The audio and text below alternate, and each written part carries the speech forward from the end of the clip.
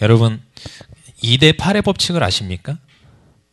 20대 80의 법칙이라고도 하죠.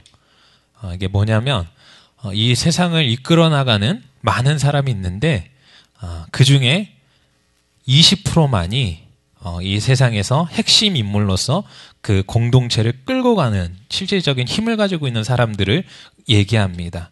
그런데 이것이요, 실제로 전 세계를 통틀어 봐도 많은 어찌 보면 가지고 있는 그 권력을 가지고 있는 그 사람들과 권력이 없는 사람들의 비율을 따지게 되면 20대 80, 10자리를 뺀다 그러면 2대 8 이렇게 되다 보니까 2대 8의 법칙이라고 많이 알고 있습니다. 이것처럼 세상은 2대 8의 법칙으로서 어떠한 권력과 물질을 가지고 있는 사람들이 극히 소수에 지나지 않다라는 것이죠. 그런데 이게 참 안타까운 일이 한 가지 있는데요. 그게 뭐냐면 우리가 섬기고 있는 교회에도요, 바로 이 2대 8의 법칙이 성립되고 있다라는 것입니다. 교회에서 실제적으로 헌신하고 봉사하는 사람들을 보게 되면은요, 그 교회의 성도의 약 한 20% 정도만이 그 교회에서 철저하게 순종하고 헌신하고 있다라는 것이죠. 물론 우리 교회는 아니지만요. 그렇죠? 다른 큰 교회들을 보면은요, 너무나 이런 모습이 너무나 많다라는 거예요. 그럼 그 80%는 뭐를 하고 있느냐? 물론 그 80%도 그냥 놀고 있고 그런 것은 아닙니다. 나름대로 헌신을 하고 있지만 다 자신이 갖고 있는 어떠한 것들로 인하여서 온전히 하나님 앞에 드려지지 못하고 자신의 생각과 자신의 가지고 있는 어떠한 고집과 이런 것들을 내려놓지 못하고 있는 사람들이 참 많다라는 것이죠.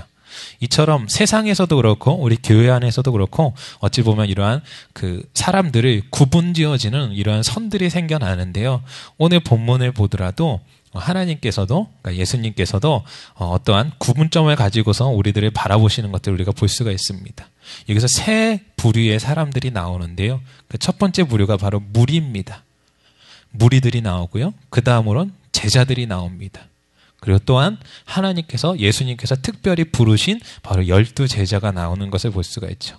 이렇게 세 부류의 그 종류의 세 부류의 사람들이 나오는 것과 같이 지금 우리의 교회 가운데에도 이러한 세 분류로서 우리들의 모습을 좀 나눌 수가 있는데요. 이 모습을 통하여서 과연 우리는 어디에 속해 있는지, 우리는 무리인지 아니면 제자인지 아니면 12제자인지 한번 같이 생각해보고 나아갔으면 좋겠습니다. 첫 번째, 아까 전에 말씀드렸던 대로 첫 번째 부류는요, 무리입니다. 이 무리의 특징은요, 어마어마하게 많습니다. 오늘 본문에서도 보면은 뭐라고 나옵니까? 큰 무리, 많은 무리. 이렇게 대다수의 사람들을 보고 무리라고 하죠. 그처럼 교회에도요, 이 무리가 굉장히 많아요. 근데 이 무리들의 특징은 무엇인지 아십니까? 바로 무엇이냐면요, 이 무리들은요, 자신의 목적을 위해서 신앙생활을 하는 사람들입니다.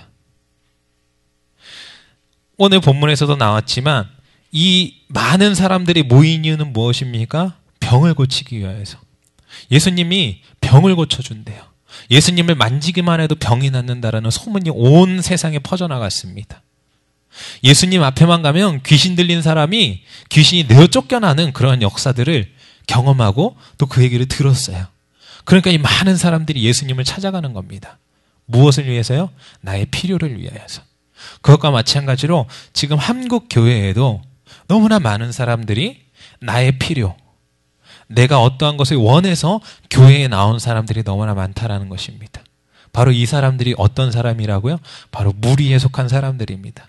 근데 이런 사람들의 특징은 무엇이냐면, 그렇다면 자신이 원하는 것을 가졌기 때문에, 내가 가졌으니까 그것에 대하여 감사하고 기뻐하는 것이 아니라, 물론 그것을 얻었을 땐 기뻐하지만 그 이후에는 또 자기네들 무리 안에서 어떠한 분위기가 형성되면 이쪽으로 치우치기도 하고 이쪽으로 치우치기도 합니다. 여러분 너무나 잘 아시는 사건인데 오병이어 사건 기억하십니까? 많은 무리들이 예수님의 설교를 듣기 위하여서 모였습니다. 근데 그들이 배가 고파하고 있으니까 어떻게 하죠? 예수님께서 그들을 안쓰럽게 여기셔서 보리떡 5개와 물고기 2마리로 그 많은 약 5,000명의 그 많은 사람들을 다 먹이시죠. 그 사건이 일어난 이후에 무리들이 취하는 행동을 보십시오. 그들은요, 기뻐하는 것으로 멈춰서는 게 아니라 갑자기 예수님을 자신들의 왕으로 세우려고 합니다. 그 이유가 무엇입니까? 그의 말씀을 듣고서요? 아니요. 지금 내가 갈급하고 내가 먹고 싶은데 나의 먹을 것을 채워주기 때문에 나의 필요를 채워주는 사람이 예수님이거든요. 그렇기 때문에 예수님을 왕으로 세우려고 했을 때 예수님은 떠나가시는 것을 볼 수가 있죠.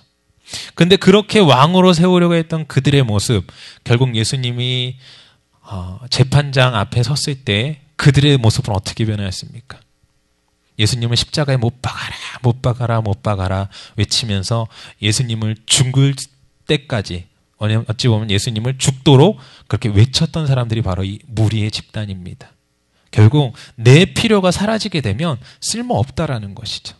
바로 이것이 무리들의 특성입니다. 근데 우리 한국교회도요, 이런 무리들이 너무나 많다라는 것이에요. 교회를 나오지만 나의 필요를 위하여서, 나의 만족을 위하여서 교회를 나올 뿐이지 그 어떠한 이야기도 듣지 않습니다. 내가 마음에 들지 않으면 언제든지 떠나가고, 내가 마음에 들지 않으면 그 교회가 아닌 다른 곳으로 옮겨가는 그러한 모습들. 그것이 바로 우리 무리들의 모습이죠. 그 다음에 두 번째 말씀드렸던 건 바로 제자의 모습입니다. 제자는 그래도 조금 나아요. 제자들의 모습은 어떠냐면요, 하나님의 말씀을 듣고 그 말씀의 은혜를 받아서 하나님을 따라다니는 사람들입니다.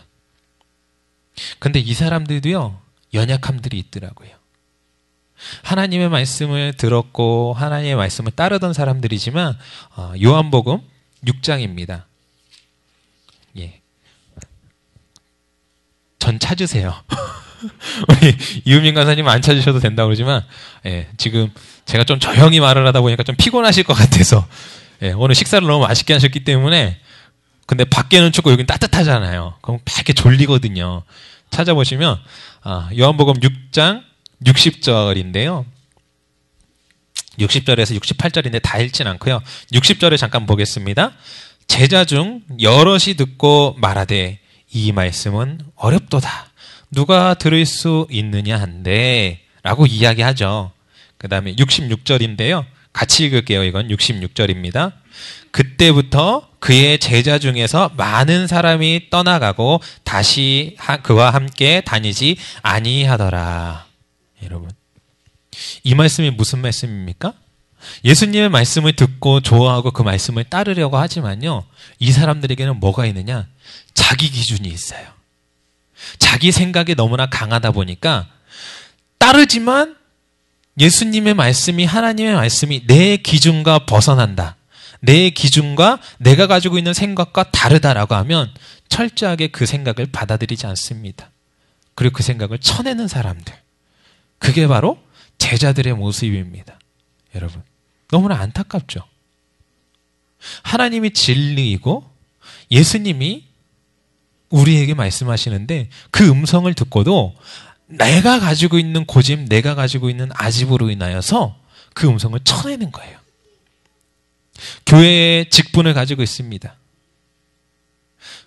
집사고 권사고 장로고 직분을 가지고 있지만 그럼에도 불구하고 하나님의 음성에, 목회자의 그런 말씀에 순응하지 않아요.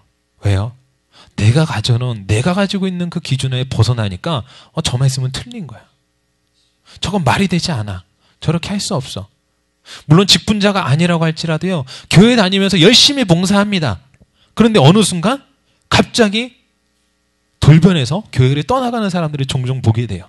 그런 사람들은 어떤 사람들입니까?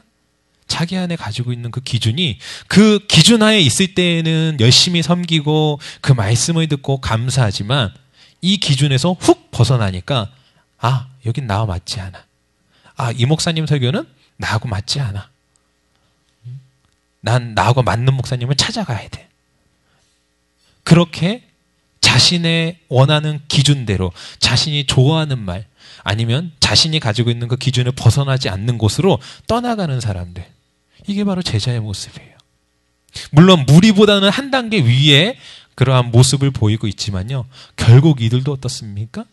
결국은 자신이 가지고 있는 그 기준을 내려놓지 못하여서 하나님의 음성을 깨닫지 못하고 그 음성대로 살아가지 못하는, 어찌 보면 너무나 안타까운 삶을 살아가고 있다는 것이죠. 여러분은 어떠신지 한번 질문드리고 싶어요. 여러분들은 제자의 삶이십니까?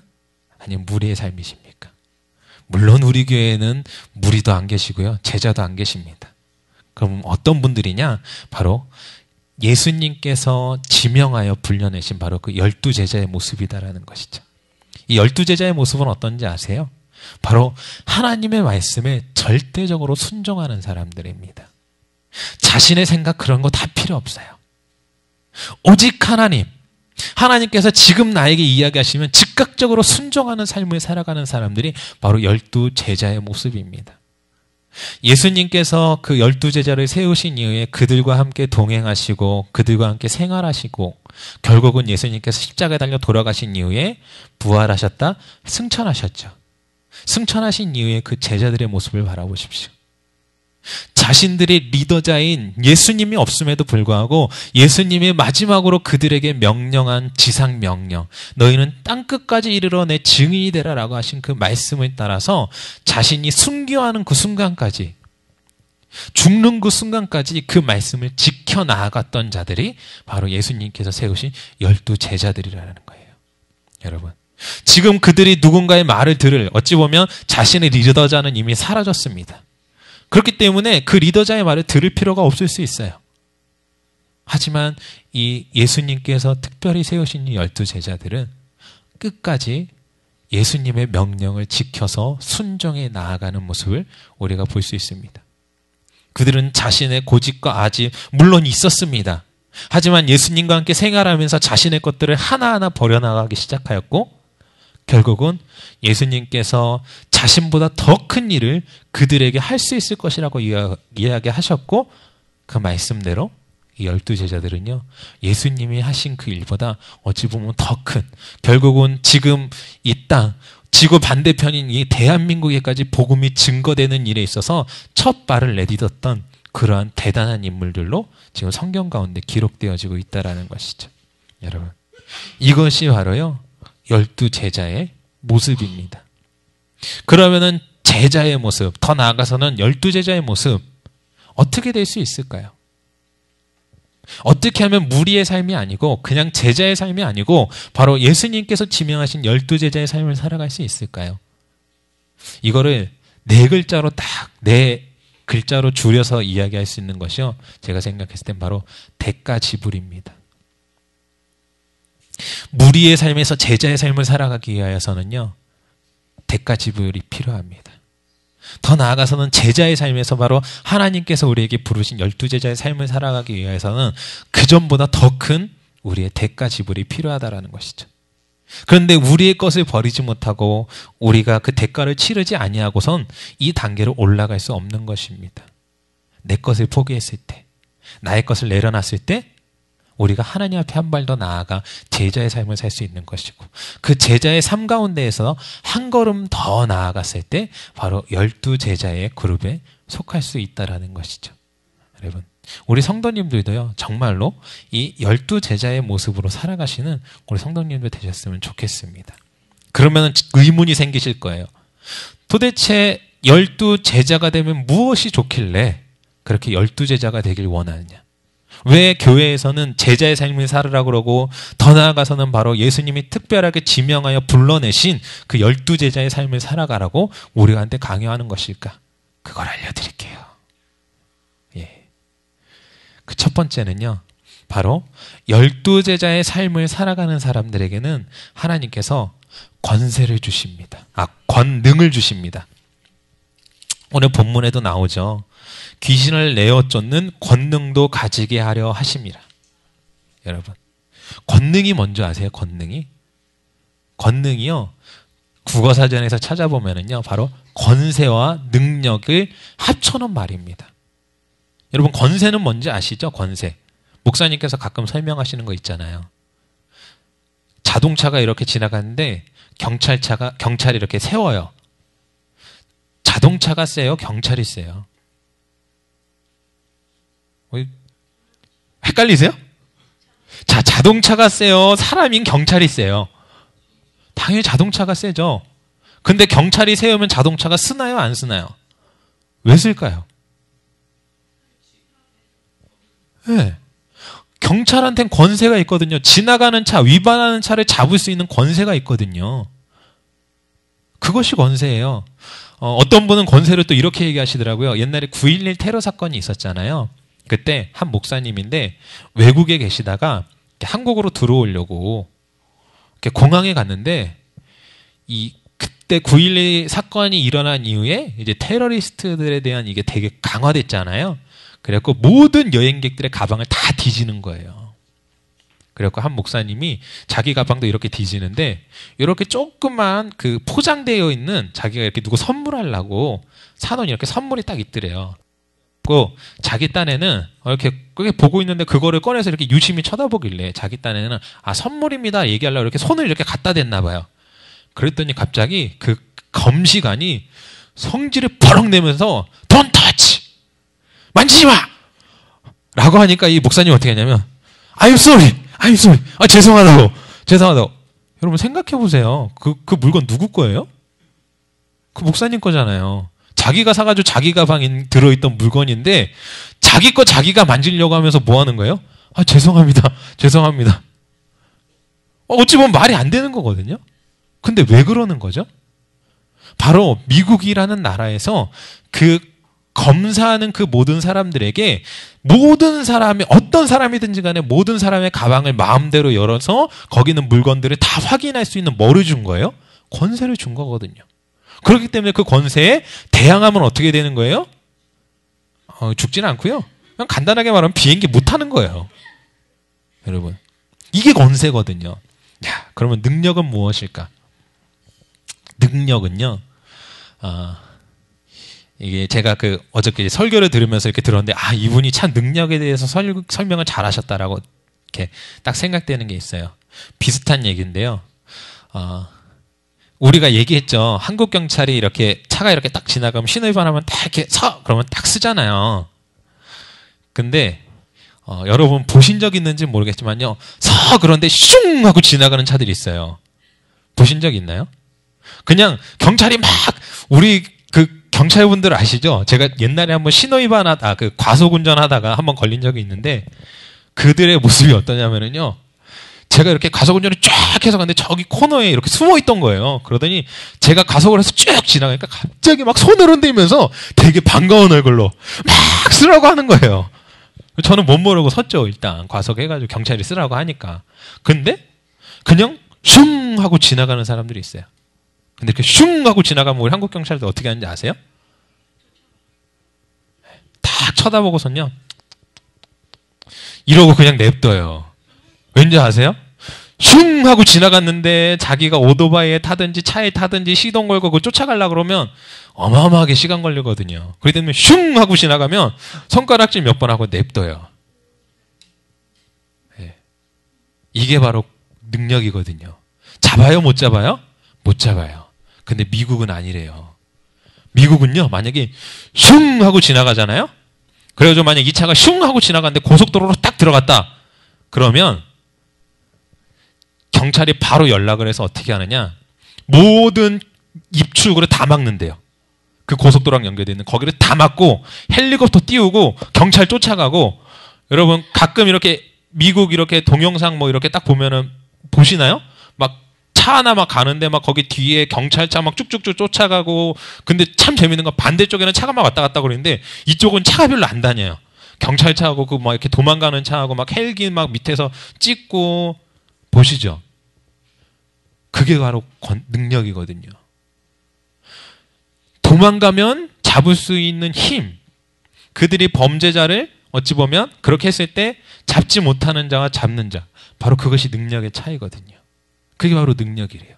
바로 이 권세와 능력을 바로 이 제자들에게, 특별히 그 12제자들에게 주신다라는 거예요. 그렇기 때문에 우리가 받아야 되겠죠. 그렇죠? 우리가 인생을 살아가면서 권세와 능력이 있다고 생각해 보세요. 얼마나 좋겠습니까? 하나님이 나의 대장 되시고 하나님이 나의 아버지 되시는데 이 세상에 두려울 게 뭐가 있겠어요? 두 번째 또 있습니다. 두 번째는요, 바로 우리 가운데 평안을 주신다라는 겁니다. 평안을. 여러분, 평안의 뜻이 뭔지 아세요? 아무 일이 없는 거예요. 무탈한 것. 그게 바로 평안이거든요. 그러면 누군가 이럴 겁니다. 아니, 내가 교회를 다니려고 하고 내가 교회에서 열심히만 하려고 그러면 집안에 문제가 생기고 뭐 직장에 문제가 생기고 막 전혀 평안이 없습니다.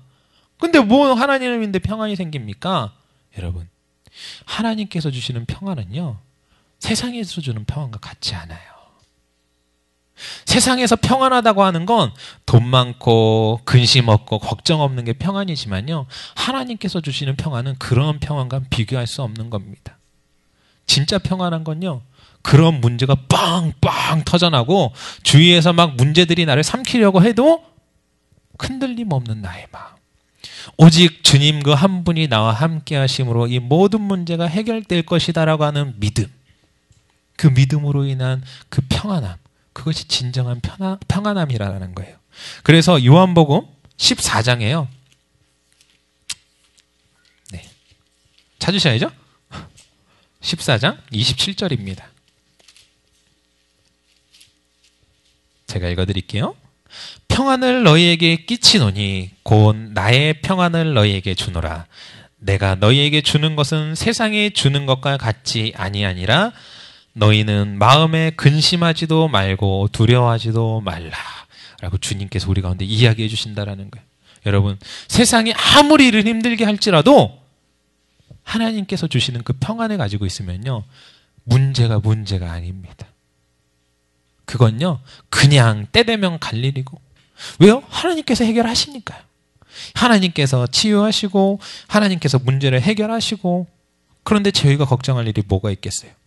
그래서 16장 33절에서도 이야기하시잖아요.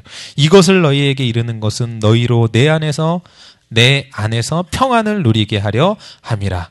세상에서는 너희가 환난을 당하나 담대하라. 내가 세상을 이기었노라. 여러분, 하나님께서 세상을 이기셨거든요. 그러니까 그 세상에 주는 환난 아무 문제가 안 되는 거예요. 왜요? 주님께서 나에게 평안을 주시기 때문에. 이 세상을 이기신 그 주님께서 우리 가운데 평안을 주신다라는 겁니다. 근데 어떤 사람들에게요? 바로 하나님께서 부르신 특별한 그 제자들에게, 그들에게만 이러한 평안과 권능이 임한다라는 것이죠. 여러분, 갖고 싶지 않으세요? 권능 갖고 싶지 않으세요? 평안 누리고 싶지 않으세요? 그렇다면요, 여러분, 지금부터 결단하시고 첫 번째로 바로 대가지불을 하셔야 됩니다. 지금까지 내가 살아왔던 나의 고집, 나의 기준, 내가 가지고 있었던 그 모든 것들을 버리는 그런 대가지불을 지금부터 하셔야 돼요.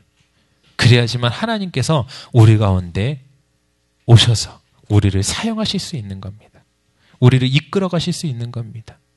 우리가 하나님 앞에 온전히 이끌림 받아질 때에 바로 하나님께서 특별하게 부르신 그 12 제자의 삶을 살아갈 수 있는 것이고, 그것을 통하여서 우리 가운데 주시는 권세와 능력을 주시는 거예요.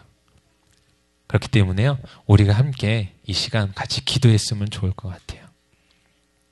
무엇을 위해서 기도하냐면요, 혹시 주님, 내가 교회에 나오고 있지만 나의 삶에, 나의 지금의 모습이 혹시 무리의 삶은 아닙니까? 아니면 주님, 제가 제자의 삶을 살아가고는 있지만 아직도 나의 기준으로 인하여서, 내가 가지고 있는 고집으로 인하여서 그 고집과 내가 가지고 있는 그 기준이 벗어나게 되면 말씀을 들으려고 하지 아니하고 순종치 아니하는 삶은 혹시 살아가고 있지 않습니까? 여러분, 그렇다라고 한다면 철저하게 내려놓으셨으면 좋을 것 같습니다. 만약 쉽게 내려지지 않는다라면은요, 극단의 결단을 하셔서라도 내려놓으셔야 돼요. 정말 나의 모든 것들, 내가 이것을 내려놓게 되면 나 자신이 없어지는 것 같습니다. 하나님, 나의 삶이 지금까지 내가 바라보면서 내가 살아왔던 삶은 이것이 아닌데 내가 이것을 내려놓게 되면 나는 무엇입니까? 라고 질문할 수도 있어요. 하지만 여러분, 진정한 나는요, 하나님과 동행하는 삶을 살아가는 하나님의 부르심을 받은 자들의 모습이 바로 진정한 나의 모습입니다. 하나님께서 지명하여 부르신 그 12 제자의 삶을 살아가는 것이 바로 나의 모습입니다. 진정한 나를 찾기 위하여서 지금까지 내가 가지고 있었던 그러한 아집과 고집들을 하나님 내려놓기 원한다라고. 정이 힘들다라면 하나님 나에게 결단케 하시고 어찌 보면 극단의 결단을 취해서라도 하나님만을 의지하며 순종하는 삶을 살아가게 해달라고 하나님 앞에 기도하셨으면 좋을 것 같아요. 우리가 이렇게 기도할 때 하나님께서 그 음성을 들으시고 우리를 하나님께서 불러주실 줄로 믿습니다. 그리고 우리는 그 말씀에 순종하며 나아갈 때 하나님께서 주시는 권능과 하나님께서 주시는 평안을 맛보게 되어질 줄로 믿습니다.